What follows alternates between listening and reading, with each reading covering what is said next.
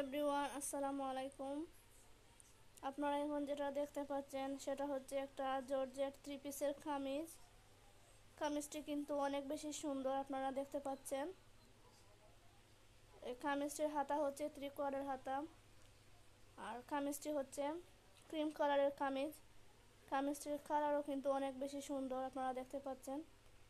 আর এটা হচ্ছে অনেক গর্জিয়াস কাজ করা এই কামিজের মধ্যে, আপনারা দেখতে পাচ্ছেন। এই যে অনেক বেশি গর্জিয়াস হচ্ছে সুতা দিয়ে আর পুঁতি দিয়ে কাজ করা